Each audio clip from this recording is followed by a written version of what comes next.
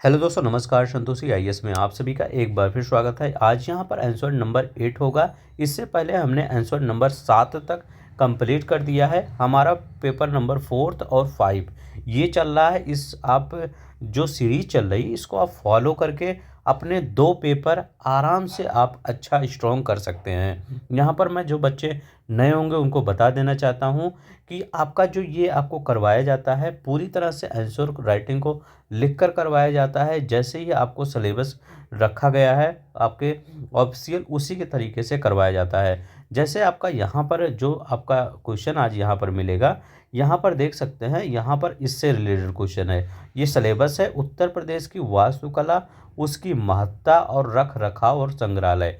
यहाँ से क्वेश्चन बनता है, आज बना है। तो आज जो क्वेश्चन पिछले प्रीवियस ईयर में जो क्वेश्चन बना था वो भी मैं दिखाता हूँ। यहाँ पर प्रीवियस ईयर 2023 में मेंस में क्वेश्चन बना था।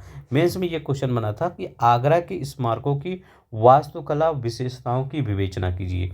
देखिए, आपके वास्तुकला से आपके क्वेश्चन आ गया है सिलेबस से, और यही आपका क्वेश्चन आज भी मैं करवाने वाला हूँ। तो आज किसका होगा? सारनाथ के जो स्तंभ है, लघु शिलालेख है, उसके बारे में क्वेश्चन होगा। तो उत्तर प्रदेश के जितने भी ये मॉन्यूमेंट है ये सब याद कर लीजिए। हो सकता है यहाँ से आपका क्वेश्चन बन जाए, क्योंकि सिलेबस में है, क्वेश्चन बन सकता है। तो चलते हैं, हम शुरू करते हैं। जो लोग नए होंगे, अगर इस सीरीज को फॉलो करना चाहते हैं तो प्लीज़ इस सीरीज को फॉलो कर लीजिए, क्योंकि यहाँ पर 10 से 12 मिनट की एक क्लास होती है। आपका सिलेबस के अकॉर्डिंग पेपर 4 पेपर 5 पूरी तरह से कंप्लीट हो जाएगा। इसके बाद यहाँ से जाकर आप उस आंसर राइटिंग खुद किया करिए, ताकि आपका 2 पेपर तो आपके सर से बर्डन हट जाए। क्योंकि आप अभी देख रहे होंगे कितना कम समय मिला है, कितना कम समय मिला है मेंस के लिए।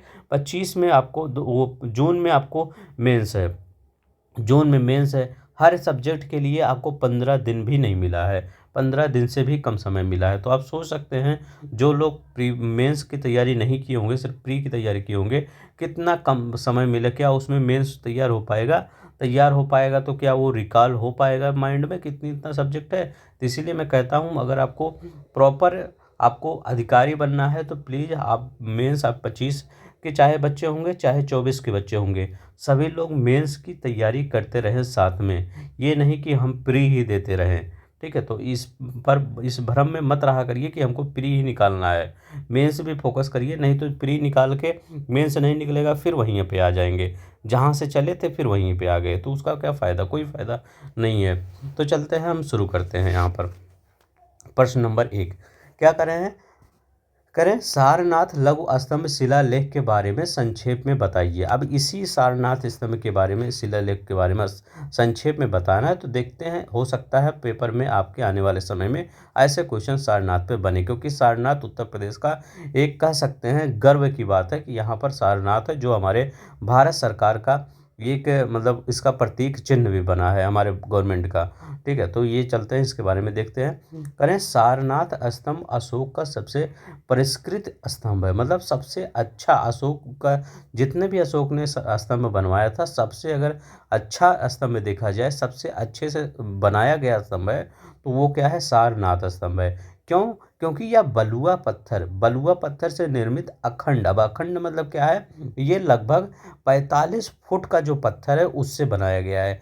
याद रखेंगे, 45 फीट की जो पत्थर होते हैं उसी से, मतलब इसमें कोई काट ओट नहीं है। मतलब ये नहीं कि मूर्ति है इसमें काट दिया गया है फिर जोड़ दिया गया है, ऐसा नहीं है। एक 45 फुट का पत्थर है, उसी से ये बना दिया गया है, स्तंभ है। अखंड कह रहा है ना, तो अखंड है। तो क्या कर लेंगे, ये बलुआ पत्थर से निर्मित किया गया, पालिश किए गए बलुआ पत्थर से निर्मित किया गया है। और यहाँ तो आपका अशोक बता दीजिएगा, अशोक का यहाँ है, और यह अखंड स्तंभ है। तो बस इतना ये याद रखिएगा। ये सिर्फ इंट्रोडक्शन अभी चल रहा है, जो आपको आगे लिखना पड़ेगा।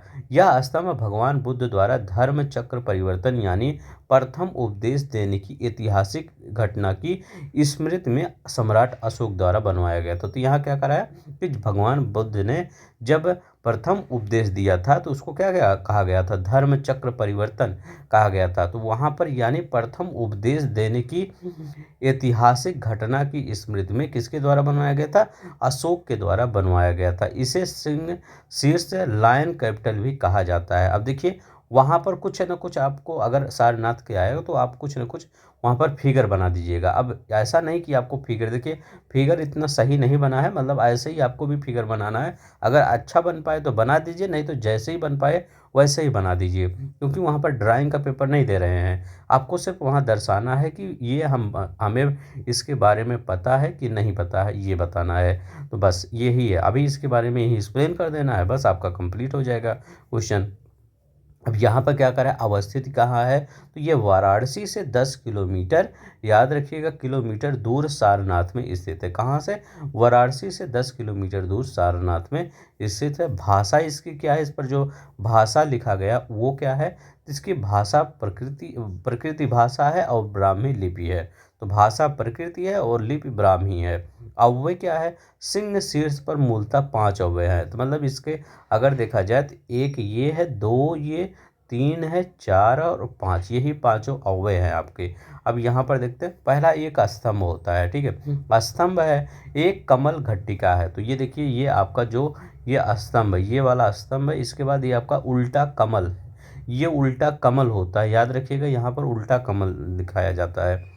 उल्टा कमल है, उस पर बना हुआ ढोल जिसमें चार पशु हैं। अब यहाँ पर देखिए इस पर बना गया ये ढोल है, इसमें 4 पशु हैं, एक 2 पशु इधर है, 2 पशु इधर। कौन कौन से पशु हैं, ये यहाँ पर देखते हैं, दक्षिणावर्त 4 पशु दक्षिणावर्त दिशा में दिखाए गए हैं। 4 तेजस्वी सिंहों की आगे पीछे जुड़ी हुई है। यहाँ पर आपको 3 दिखते हैं, 1 2 3, 3 ही हमेशा दिखेंगे, लेकिन एक पीछे की तरफ है, याद रखिएगा एक पीछे की तरफ रहता है। एक सर्वोपरि तल धर्म चक्र जो कि एक बड़ा पहिया है, तो ऊपर एकदम कौन सा है, तो इस पे ऊपर धर्म चक्र है, मतलब एक चक्र है। तो इसको लेकिन यहाँ भारत सरकार ने नहीं लगाया है, इसको हटवा दिया, सिर्फ इतना ही भारत सरकार में लगाया गया है। तो ये याद रखिएगा। अब 4 पशु कौन कौन से थे, यहाँ पर 4 पशु हैं, सांड है, घोड़ा है, हाथी है और शेर है, ये हैं 4 पशु। अभी यहाँ और देखते हैं, वास्तुकला क्या है, सिंह शीर्ष पर बनी एक वेदी, 4 सिंह एक दूसरे पर पीठ जोड़कर बैठाए गए हैं। तो यहाँ पर जो है क्या लिखेंगे, ऐसे लिखेंगे, जैसे ही बना वैसे लिखना है, कुछ करना नहीं अलग, कि 4 सिंह एक दूसरे जोड़ी बनाकर बैठाए गए हैं। तो ये हो गया। शेरों की चारों आकृतियां अत्यंत प्रभावशाली एवं ठोस हैं। ये शक्ति के प्रतीक है, किसके प्रतीक है, शेर के पास शक्ति तो होती है, तो उसी के प्रतीक है। इस प्रतिकृति को भारत सरकार ने अपने प्रतीक चिन्ह के रूप में लिया है। जो हमने बताया कि भारत सरकार ने अपने प्रतीक चिन्ह में लिया है, वही यहाँ पर कर रहा है। ये हो गया।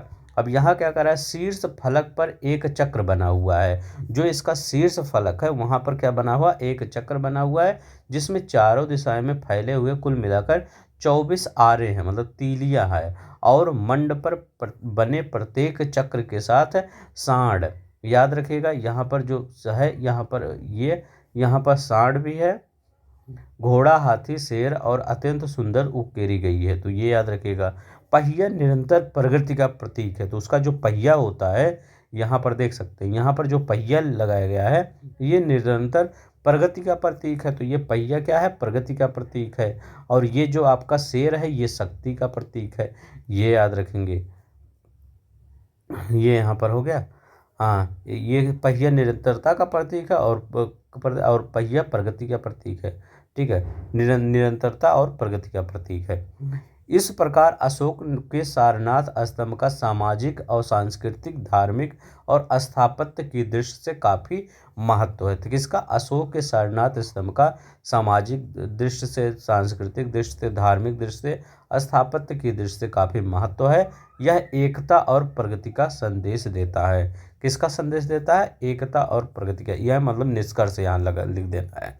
तो यहाँ पर अगर 125 शब्द का अगर आता है, 8 अंक का होगा, ठीक है, 125 अगर शब्द का आएगा तो 8 अंक का होगा। तो 125 शब्द में इतना अगर आप लिख देते हैं तो आपको अच्छा नंबर मिल जाता है, ठीक है। 8 में तो 5-6 तो मिल ही जाएगा आपको, ठीक है। यहाँ पर मतलब इसी प्रकार अगर थोड़ा सा बना के लिख देते हैं, एक थोड़ा सा फिगर प्रैक्टिस कर लीजिएगा सारनाथ स्तंभ का 1-2 बार, मतलब यूट्यूब पर वीडियो देख लीजिएगा, वहाँ पर बताया गया है कि कैसे सारनाथ स्तंभ को बनाया जाता है, ठीक है। तो अगर थोड़ा सा अच्छा बन जाएगा तभी आपका हो जाएगा। तो मतलब ऐसे ऐसे जितने भी उत्तर प्रदेश के दर्शनीय स्थल है, मतलब इतिहास से रिलेटेड हैं, जो भारत सरकार उसको मतलब तरजीह देती है, वो सब क्या कर सकते हैं, वो सब याद कर सकते हैं, क्योंकि वहाँ से आपके क्वेश्चन बनने की ज़्यादा संभावना है। ठीक है, तो ये मैं सिर्फ आपको ये दिखाता हूँ, मतलब ऐसे ही फिगर आपका मतलब ऐसे ही फॉर्मेट रहेगा, इसमें और कोई चेंज नहीं करना है। ठीक है, इसी प्रकार से आपको लिख देना है बस। अगर आपको अच्छा लगेगा तो प्लीज़ लाइक कर दीजिएगा, शेयर कर दीजिएगा, सब्सक्राइब कर दीजिएगा, और इस सीरीज को फॉलो करने के लिए तो आप बेल आइकन दबा लीजिएगा, ताकि जैसे ही मैं वीडियो डालूं आपको जल्दी से मिल जाए। ठीक है, तो उसमें आप सोते समय 10 मिनट देख लेंगे, आपको पूरी तरह से याद हो जाएगा कि किस प्रकार करना है। सिर्फ मैं 10 मिनट आपका ले रहा हूं बस। ये आप हैबिट में डाल दीजिए कि हमको एक वीडियो डेली देखना है, और मैं हैबिट में आपको डेली एक वीडियो लाता ही रहूँगा। ठीक है, तो आज के लिए बस इतना ही। अगर अच्छा लगेगा तो लाइक शेयर सब्सक्राइब कर दीजिएगा। जय हिंद, जय भारत।